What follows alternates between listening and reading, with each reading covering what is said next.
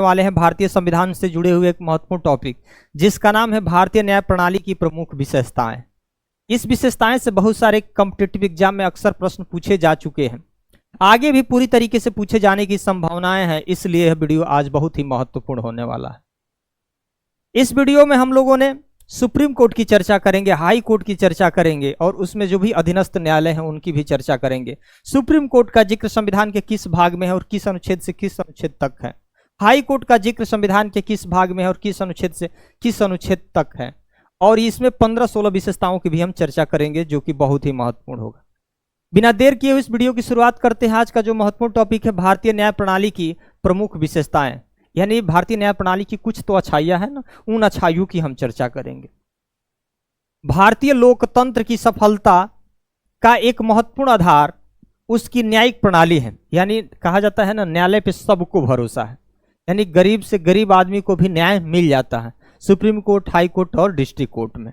ठीक, तो लोकतंत्र की सबसे अगर नींव कहा जाए तो क्या है, देश की, किसी भी देश की न्यायिक प्रणाली है। यह प्रणाली देश के संविधान की सर्वोच्चता को बनाए रखने, यानी देश की सर्वोच्चता को, यानी देश के संविधान को सर्वोच्चता को बनाए रखना, यानी संविधान का रक्षक कौन होता है, सुप्रीम कोर्ट होता है। विधायिका और कार्यपालिका पर संतुलन बनाए रखने, ऐसा नहीं है कि विधायिका जो मन आए वो कानून बना दे, कार्यपालिका अपनी मनमानी करने लगे, नहीं, दोनों को बैलेंस करती है। ठीक, और नागरिकों के मौलिक अधिकारों की रक्षा में भी महत्वपूर्ण भूमिका निभाती है। आपको भारत के नागरिक को 6 मौलिक अधिकार मिले हैं। 6 मौलिक अधिकार का अगर कोई अतिक्रमण करता है, हनन करता है, तो आप अनुच्छेद 32 के तहत सुप्रीम कोर्ट जा सकते हैं, अनुच्छेद 226 के तहत हाई कोर्ट जा सकते हैं। यानी आपके मौलिक अधिकारों का रक्षक कौन हुआ, सुप्रीम कोर्ट और हाई कोर्ट। भारतीय न्यायपालिका को विश्व की सबसे बड़ी न्यायिक संस्थाओं में गिना जाता है, जो स्वतंत्रता, निष्पक्षता और न्यायप्रियता के लिए जानी जाती है। यानी पूरी तरीके से हमारे देश में न्यायपालिका स्वतंत्र, किसी के दबाव में काम नहीं करती है, पूरी तरीके से निष्पक्षता यानी पारदर्शी, किसी के साथ भेदभाव नहीं होता है। ठीक है, लोगों में क्या होता है, न्याय के प्रति आस्था बना होता है, न्यायालय के प्रति आस्था आज भी बना हुआ है। अगर किसी पर भरोसा नहीं है देश में, तो यह माना जाता है कि न्यायपालिका पर पूरी तरीके से हर नागरिक का क्या है, भरोसा है। संविधान निर्माताओं ने भारत में सामाजिक, आर्थिक और सांस्कृतिक परिदृश्य को ध्यान में रखते हुए ऐसी न्यायिक व्यवस्था निर्मित की जो लोकतांत्रिक मूल्यों की रक्षा कर सके, लोकतांत्रिक मूल्यों की रक्षा कर सके। ठीक है, सामाजिक लोगों का न्याय मिले, आर्थिक न्याय मिले, सांस्कृतिक न्याय मिले। ठीक, उसके बाद हमने देखा यहाँ पर कि कौन सा, लोकतांत्रिक मूल्य, लोकतंत्र जो हमारे देश में कायम है, जनता के द्वारा जनता के लिए और जनता का बनाया हुआ शासन चलता है। न्यायपालिका कहीं ना कहीं यह लोकतंत्र को कायम रखने में महत्वपूर्ण योगदान देती है।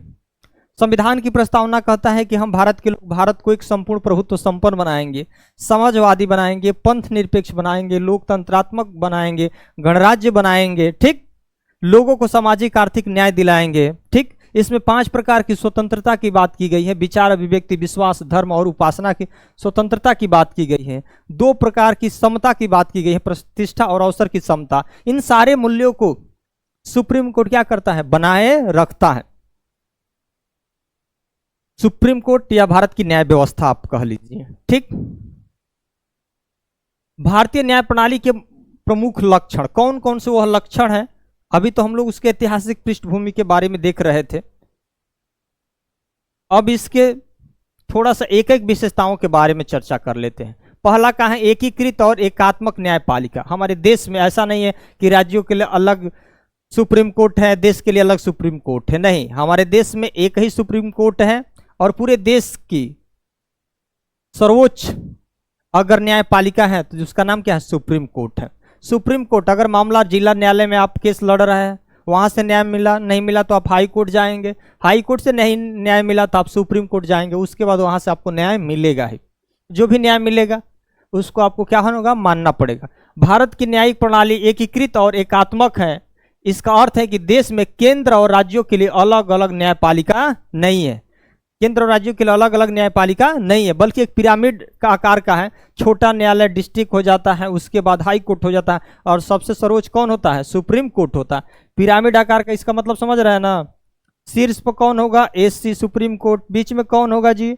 हाई कोर्ट एचसी, और उसके डिस्ट्रिक्ट कोर्ट हो जाएगा। ठीक, कम से कम ये पिरामिड आकार का, यानी सर्वोच्च कौन है इसमें? सुप्रीम कोर्ट है। यहाँ न्याय मिला तो ठीक है, यहाँ नहीं मिला तो यहाँ तो आपको मिलेगा है।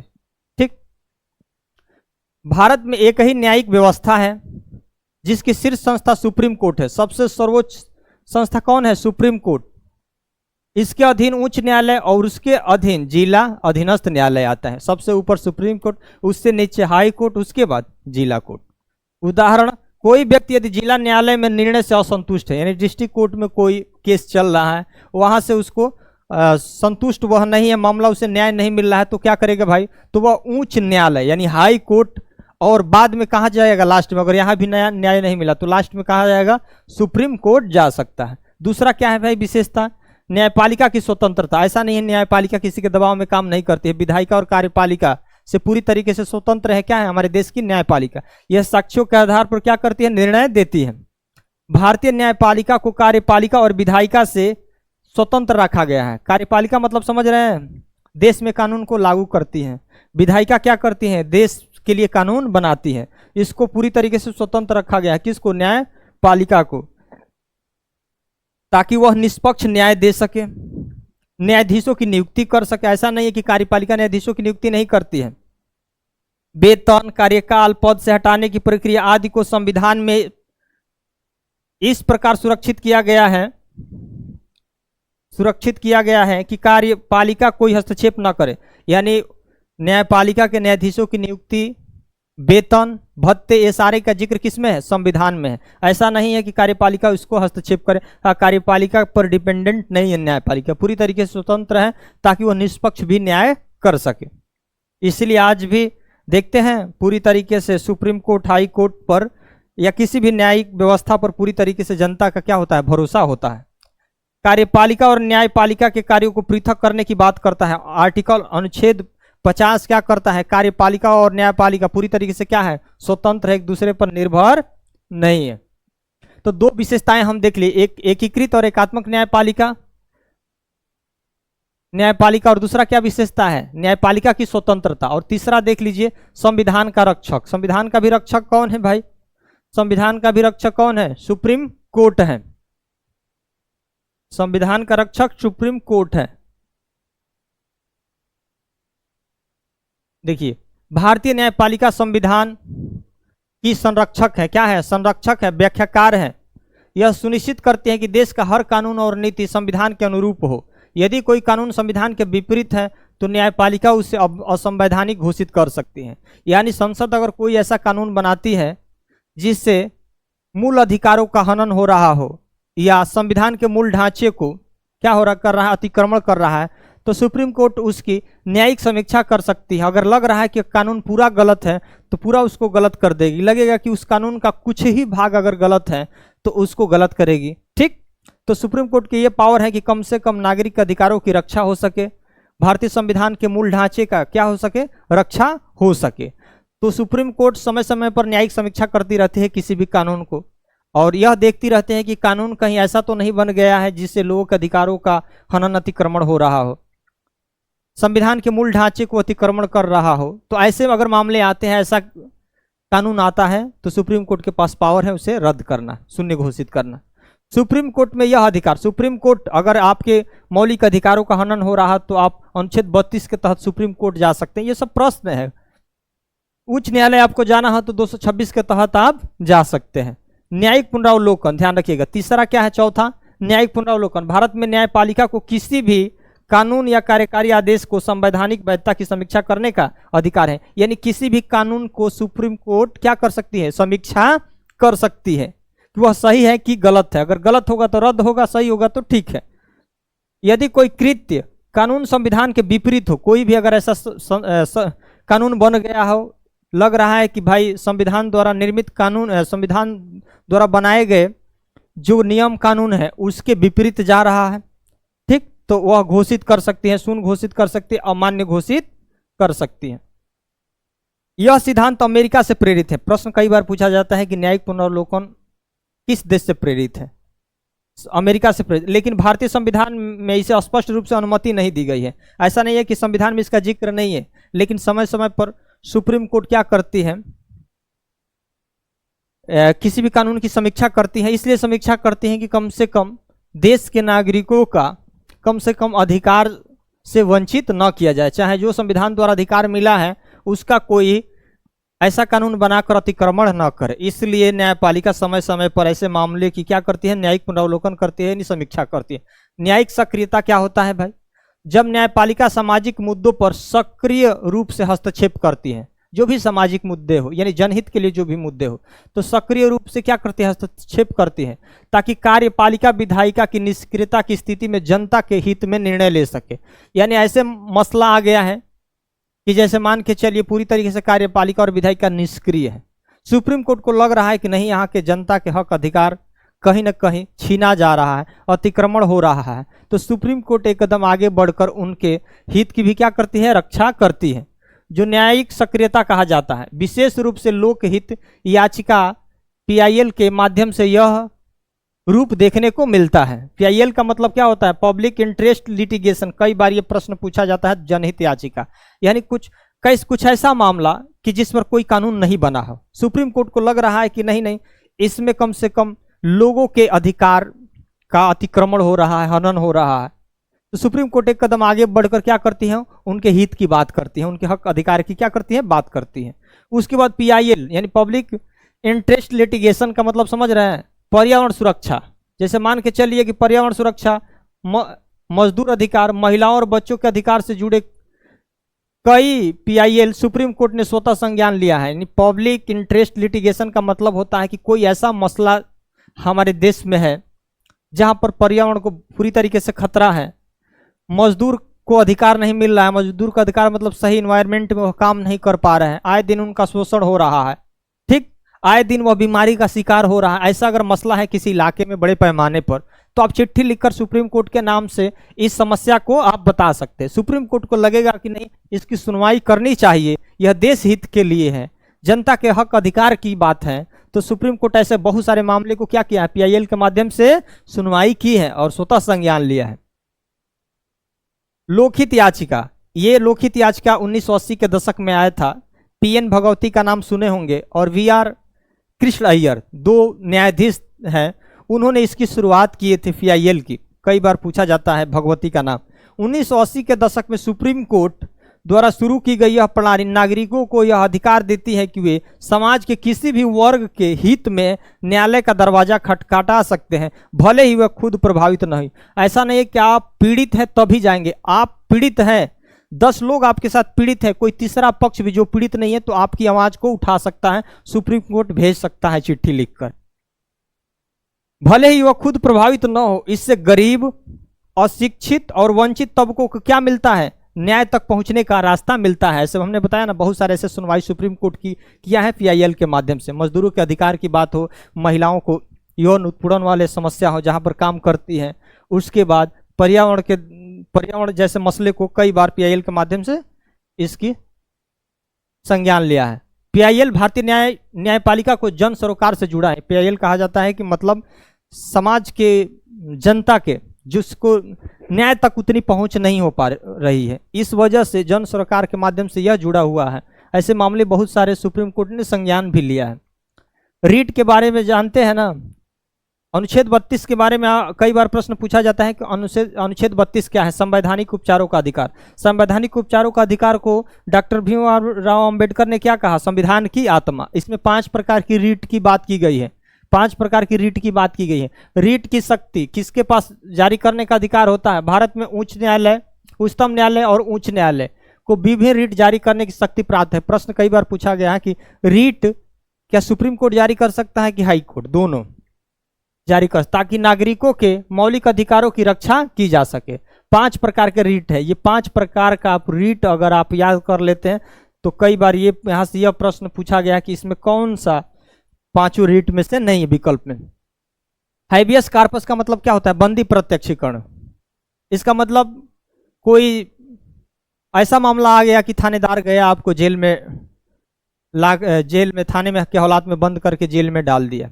हो सकता है कि आपका उसमें कोई कसूर नहीं है, लंबे समय से आप जेल में पड़े हैं, तो कहा जाता है कि भाई हैवी कार्पस मतलब बंदी प्रत्यक्ष, यानी जो भी बंद है जेल में उसको प्रत्यक्ष किया जाए मजिस्ट्रेट के सामने, उसको सुनवाई होगी कि वह गलत है कि सही है। उन आधारों पर अगर लगेगा कि नहीं वह बरी करने लायक है तो उसको बरी कर दिया जाएगा। तो ये क्या होता है, ये हैवी कार्पस, आप लोग अगर कोई बंद हो जाता है तो लोग हाई कोर्ट जाते हैं, सुप्रीम कोर्ट जाते हैं, ताकि उनके जो जेल में बंद कैदी अपराधी हैं उनको क्या किया जाता है, मजिस्ट्रेट के सामने लाया जाता है, उसका क्या गलत है क्या सही उसकी जांच की जाती है। मैंडमस, किसी भी अधिकारी को कर्तव्य पालन करने हेतु क्या करना, आदेश देना। कोई भी अधिकारी अगर अपना कर्तव्य का पालन नहीं कर रहा होगा तो क्या करना, उसका आदेश देना कि भाई आप अपना पालन करो। अगर नहीं करते हो, एक बार के अगर कोई भी आदेश आता है सुप्रीम कोर्ट और हाई कोर्ट का, अगर पालन नहीं करते हो तो आप पे भी कार्रवाई हो सकती है।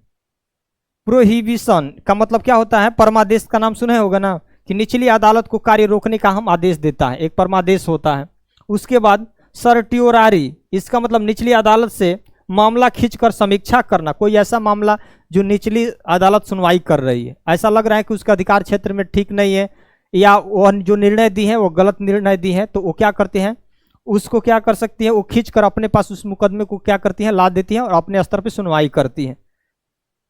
को वारंटो, अधिकार के बिना पद पर काबिज व्यक्ति को चुनौती देना, इसका मतलब इसको बोलते हैं अधिकार प्रेक्षा। क्या बोलते हैं, अधिकार प्रेक्षा। कोई भी व्यक्ति असंवैधानिक तरीके से उस पद को ग्रहण कर लिया है, कोई किसी व्यक्ति को यह पता चला कि नहीं वो व्यक्ति गलत तरीके से उस पद को धारण किया गया, तो आप सुप्रीम कोर्ट हाई कोर्ट जाएंगे। उसके बाद सुप्रीम कोर्ट और हाई कोर्ट पूछेगा कि आप किस अधिकार से यह पद पाए हैं, तो वो अधिकार को बताना होगा। गलत होंगे तो आप पे कार्रवाई होगी, सही होंगे तो भाई वो सारी चीजें आपको डिटेल्स बतानी होगी।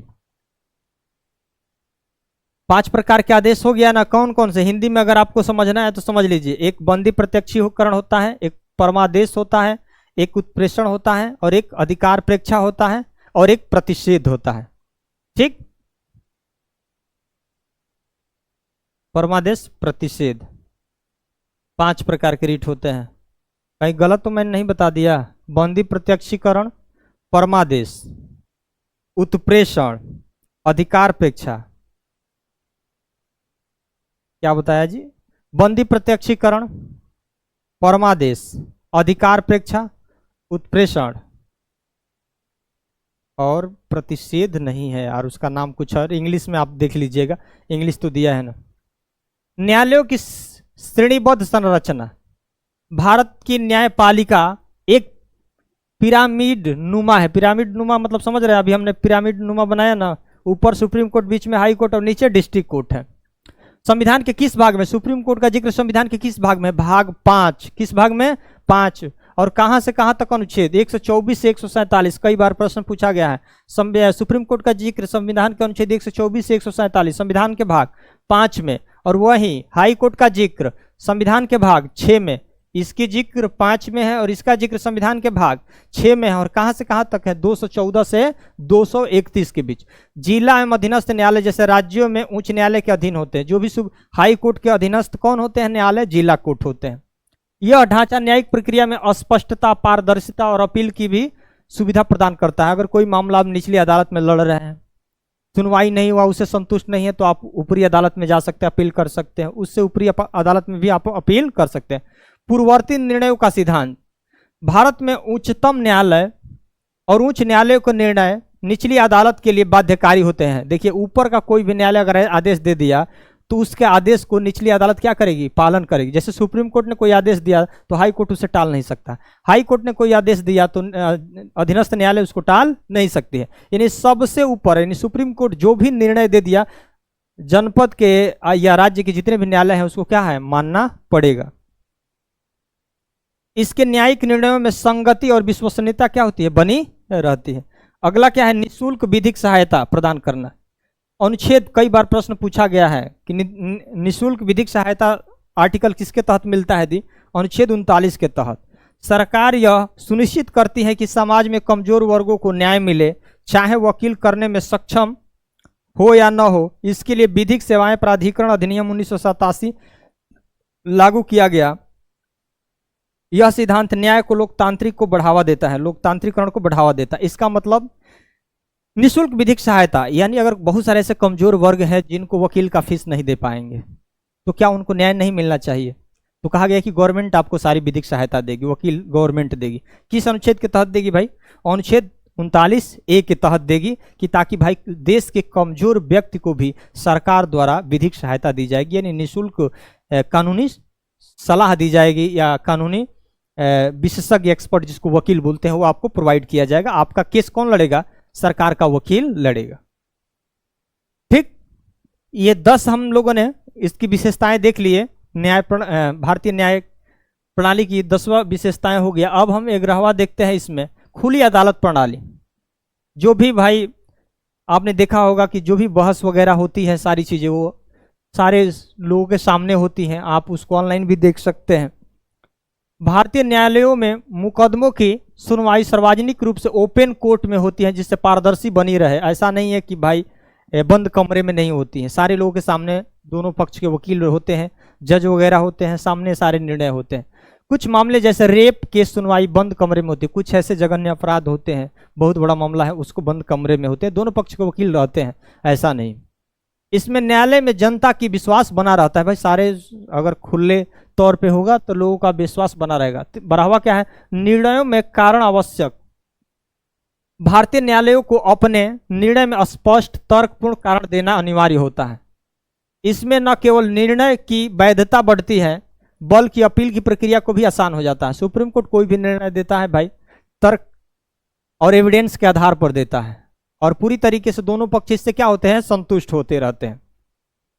तो जो भी निर्णय मिलेगा पूरी तरीके से इससे लोगों में वैधता बढ़ती है जी। समान नागरिक और आपराधिक कानून, 13वां क्या है? समान नागरिक और आपराधिक कानून। यानी भारत में कुछ समान कानून पूरे देश में लागू होते हैं। पूरे देश में क्या होते हैं? लागू होते हैं। जैसे आईपीसी का नाम सुने होंगे ना, इंडियन पैनल कोड होता है, भारतीय दंड संहिता, उसके बाद दंड प्रक्रिया संहिता, इसको क्या बोलते हैं? Criminal code of criminal procedure, code of criminal procedure बोलते हैं, जिसको बोलते हैं दंड प्रक्रिया संहिता। और दीवानी प्रक्रिया संहिता का मतलब क्या होता है? इसमें कोड ऑफ सिविल प्रोसीजर शायद बोलते हैं, कोड ऑफ सिविल प्रोसीजर बोलते हैं, जिसको बोलते हैं दीवानी प्रक्रिया संहिता बोलते हैं। फुल फॉर्म तो आप देख लीजिएगा, बाकी हिंदी में तो दिया ही है। ठीक, इसमें देश भर में एकरूपता न्याय सुनिश्चित होती है। मतलब जो भी कानून बन जाता है पूरे देश में क्या होता है? लागू होता है, तो एकरूपता भी बनी रहती है। अगला है 14 नंबर। भाई भारतीय न्याय प्रणाली की विशेषता में 14 नंबर हम देख रहे हैं, क्या है? संवैधानिक पीठ एवं विशेषाधिकार। संवैधानिक पीठ बैठती है, बहुत सारे ऐसे मामले आते हैं, तो क्या मामला है? सुप्रीम कोर्ट में 5 या अधिक न्यायाधीशों की पीठ को संवैधानिक पीठ कहते हैं। 5 अगर बैठे या 5 से अधिक न्यायाधीश बैठे किसी भी मसले पर, उसको क्या बोलते हैं? संवैधानिक पीठ बोलते हैं, जो संविधान की व्याख्या से जुड़े मामलों की सुनवाई करते हैं। सुप्रीम कोर्ट के पास अपील, सलाहकार और मूल विशेषाधिकार और क्षेत्राधिकार भी प्राप्त हैं। इसका मतलब ध्यान रखिएगा, 5 से अधिक अगर जज बैठते हैं तो संवैधानिक पीठ बैठते हैं। जैसे मान के चलिए आप, जैसे बहुत सारा अयोध्या में मंदिर वाला मामला था, तो इसमें 5 की 6 न्यायाधीश बैठे थे, 5 ही बैठे थे, तो उसमें शायद 3 और 2 के मध्य फैसला आया था। जैसे मान लीजिए 5 किसी मसले पर न्यायाधीश बैठे, किसी पक्ष में 3 ने मान के चलिए वोट किए और किसी ने 2 किए, तो जिस इसमें क्या हुआ? मंदिर बनाने का 3 जजों ने सहमति जताई और 2 जज उसके विरोध में थे। तो कोई भी बहुत बड़ा मामला आता है तो किसी में 12 न्यायाधीश बैठते हैं, 13 न्यायाधीश बैठते हैं, और बहुमत के आधार पर निर्णय दिया जाता है, जिसके पक्ष में जाने लायक होगा उसको मिलता है जी। सुप्रीम कोर्ट, अब यहाँ देखिए त्रिस्तरीय न्याय प्रणाली। भारत में 3 स्तरों पर न्याय हो है। पहला सबसे उच्च ऊपर कौन है जी? सुप्रीम कोर्ट, देश का सर्वोच्च न्यायालय है। उससे नीचे कौन है जी? राज्यों का स्तर पर हाई कोर्ट है। जिला और अधीनस्थ न्यायालय, डिस्ट्रिक्ट कोर्ट, सबऑर्डिनेट कोर्ट, जिला एवं तालुका स्तर पर होते हैं, हमने ये बता ही दिया। न्यायालय में देरी की समस्या क्या है जी? हालांकि भारतीय न्याय प्रणाली निष्पक्ष है, लेकिन मामलों में अधिक बोझ और संसाधनों की कमी के कारण न्यायालय में देरी एक प्रमुख समस्या बनी हुई है। बहुत सारे ऐसे केस है जी, बहुत सारे, कई करोड़ केस अभी भी पेंडिंग पड़े हैं। तो भाई जजों की संख्या नहीं बढ़ेगी, संसाधन नहीं मिल पाएगा, तो इस वजह से बहुत सारे मामले में न्याय में क्या हो जाती है? देरी हो जाती है। एक बहुत बड़ी समस्या है, justice delay is justice denied. ठीक है, तो संसाधनों की कमी की वजह से न्याय में क्या हो जाती है, देरी हो जाती है। तो ये 15-16 क्या है प्रमुख विशेषताएं रही, और ये विशेषताएं के बारे में अगर आप पूरी तरीके से